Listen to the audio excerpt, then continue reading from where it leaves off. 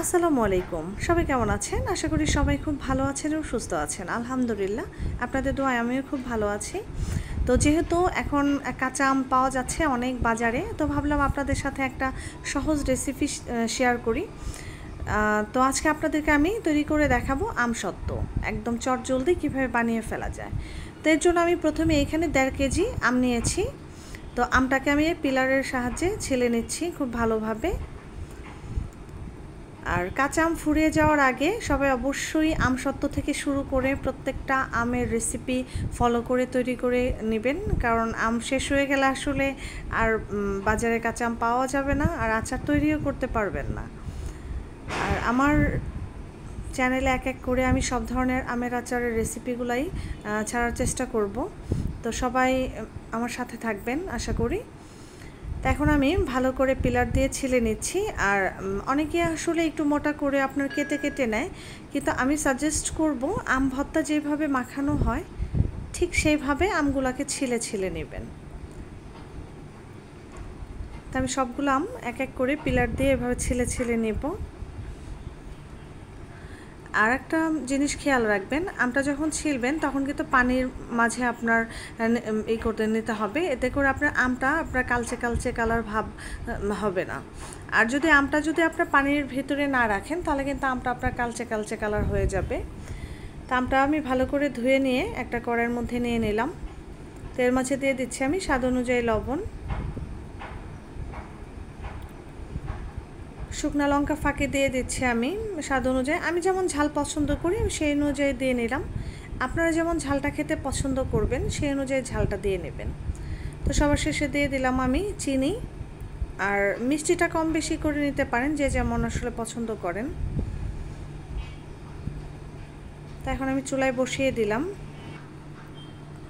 আর আমটা আপনার এইভাবে কাটার একটা সুবিধা হচ্ছে আমটা খুব তাড়াতাড়ি গলে যাবে, এতে করে আপনার সময়টাও কম লাগবে। অনেকেই দেখি একদম মোটা মোটা করে আমগুলো কাটে, সেই ক্ষেত্রে কিন্তু আপনার অনেকক্ষণ জ্বালাম করার প্রয়োজন হয়, আর সহজে কিন্তু গলতেও চায় না।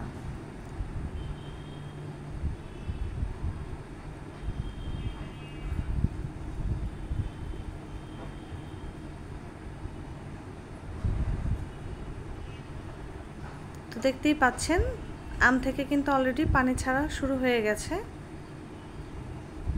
তো এই পানিতেই আমটা খুব ভালোভাবে আপনার সেদ্ধ হয়ে যাবে। আর অনেকেই দেখি যে মোটা মোটা করে কেটে নিয়ে এরপর সেদ্ধ করে চালনি দিয়ে চেলে নেয়, কিন্তু আমার কিন্তু এই ধরনের কোনো কিছু করতে হয়নি, যেহেতু আমি এইভাবে আপনার একদম পাতলা পাতলা করে কেটে নিয়েছি। তো আমটা গলে যাওয়ার পরে এই ধরনের একটা ডাল ঘুটনি দিয়ে জাস্ট একটু ঘুটে নেবেন, ডালটা যেভাবে আমরা ঘুটে নেই। তো এইভাবে ঘুটে নিলেই আপনার আর চালা আপনার ঝামেলাটা থাকবে না। তো এখন আমি নামিয়ে নেব, আমার এটা পারফেক্টভাবে তৈরি হয়ে গেছে। আরেকটা টিপস আপনাদেরকে দিয়ে রাখি, অনেকেই ডালার ভিতরে ঢালার আগে আপনার সরিষার তেল অ্যাড করে নেয়, ভুল করেও এই কাজটা করবেন না। এতে করে আম সত্ত্বটা আসলে তেল কাজটার একটা গন্ধ লাগে যখন রোদে শুকাতে দিবেন। আর এইভাবে আপনার ঢেলে দিলে আম সত্ত্বটা খুব সুন্দর পারফেক্টভাবে আপনার তোলা যায়, কিন্তু অনেকেই এই ভুলটা করে ফেলে। তো এই ভুলটা অবশ্যই করবেন না।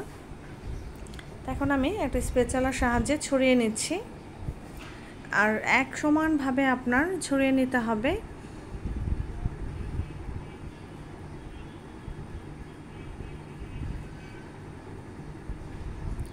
তো এটা ভালো করে আমি ছড়িয়ে নিয়ে রোদ্রে দিয়ে দিব।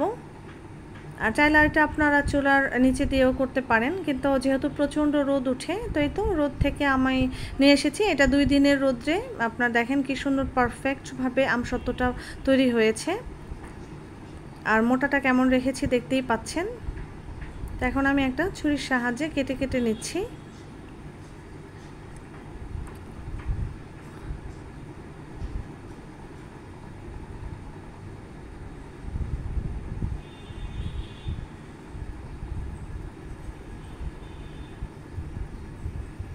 তো দেখতেই পাচ্ছেন যে কি সুন্দর পারফেক্ট হয়েছে আমার আমসত্ত্ব। তো এইভাবে আমসত্ত্বটা তৈরি করে কিন্তু আপনারা বছর জুড়ে ঘরে সংরক্ষণ করে খেতে পারবেন। আর এটা খেতে এত ভালো লাগে, যারা আসলে তৈরি করে খেয়েছেন তারা জানেন যে অসম্ভব মজার এই আমসত্ত্বটা।